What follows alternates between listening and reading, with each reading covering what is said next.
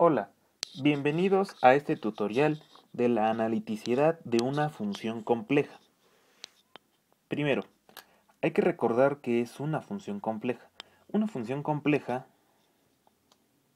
se puede expresar de la siguiente manera.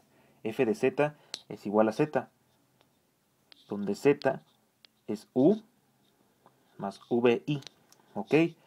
Donde u es la parte real y v es la parte imaginaria, ¿sí? Como sabemos que es imaginario por este i que se encuentra aquí, hay que recordar que i es igual a la raíz de menos 1, ¿ok? Bien. Decimos que f de z es analítica en una región del plano complejo si es analítica en todos los puntos de dicha región. ¿Esto qué es? Si tenemos un plano complejo y dentro de ella tenemos una f de z y en esta tenemos una f de z0, decimos que f de z, esta parte, es analítica en z0 si es derivable en cualquier entorno de z0, si es derivable, ¿ok? También decimos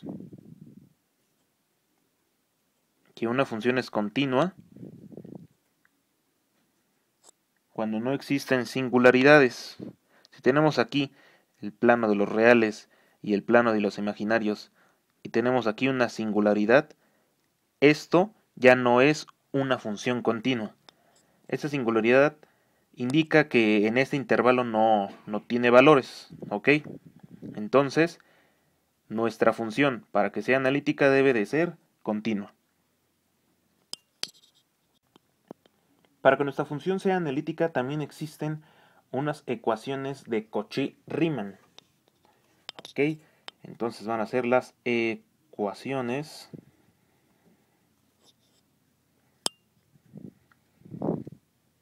de Cauchy-Riemann, ¿ok?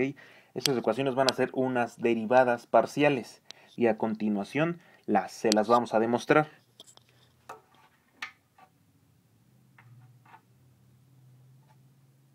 Para demostrar las ecuaciones de Cauchy-Riemann hay que recordar la definición de la derivada, puesto que estas ecuaciones son unas derivadas parciales. Entonces, recordemos que la definición de la derivada nos indica f de z', que f de z es nuestra función, en este caso, del límite que tiende a 0 de f de z más h menos f de z entre h. ¿Ok? De otra forma, lo podemos poner que el límite que tiende a 0 de u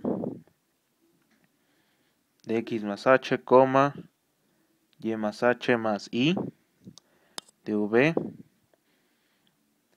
de x más h, y más h menos u de x, y más i y v de x, y. Todo eso va a estar dividido entre h. Aquí solamente dividimos la parte real y la parte imaginaria en forma de u y v. Como ya habíamos dicho que z es igual a u más v, aquí solamente se cambió, se expresó de otra forma z, ¿ok? Para demostrar estas ecuaciones vamos a hacer dos diferentes casos. El caso número 1 es cuando y es igual a constante. ¿Esto qué significa?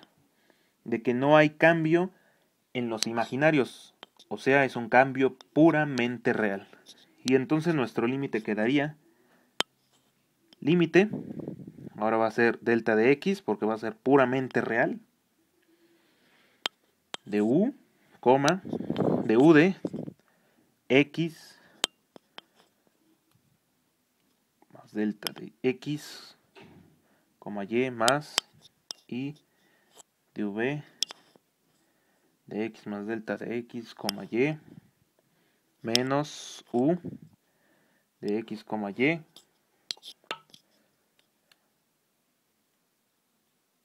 menos iv de x, y.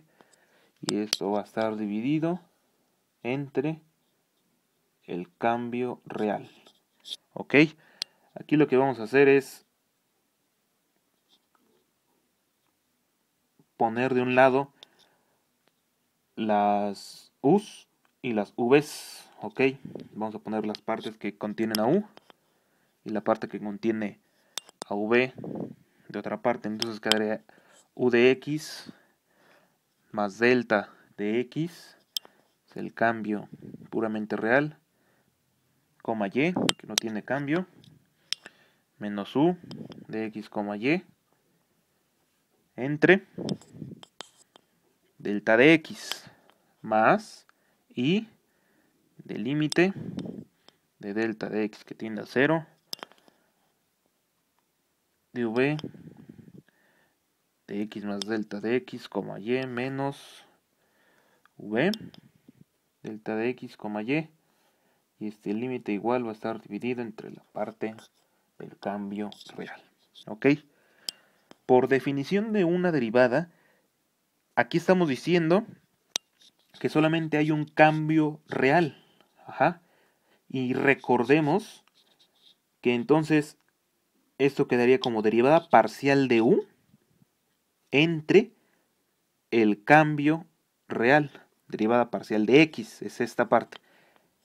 Ahora, ¿cómo se escribiría esta parte? Sería más i, derivada parcial de v entre la derivada parcial de x. Y esto que nos queda, por definición de una derivada, es la primera ecuación. Ecuación de Cauchy-Riemann. Es la primera. ¿Ok? Para el segundo caso. Ahora vamos a decir que x es constante. ¿Y esto qué significa? Como anteriormente en y, ahora se va a significar que es cambio puramente imaginario. No hay cambio en x. No hay cambio real. Entonces, el límite quedaría delta de y, que tiende a 0, de u, de x, sin cambio, y, más delta de y, tiene cambio, más i de v, de x, y más delta de y, menos u, de x, y, menos i,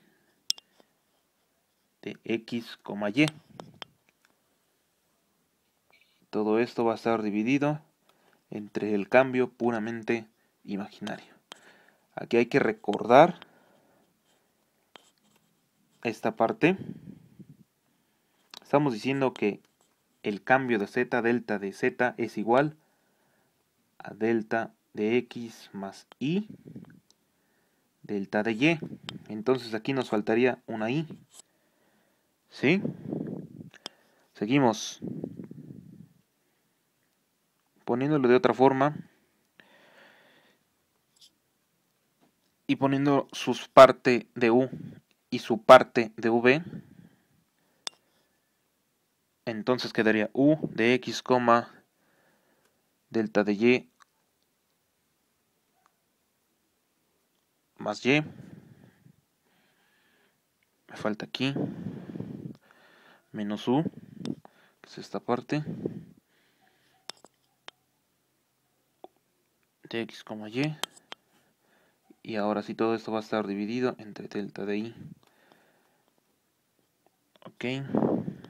Más i del límite del cambio imaginario que tiende a 0 de v de x, y más delta de y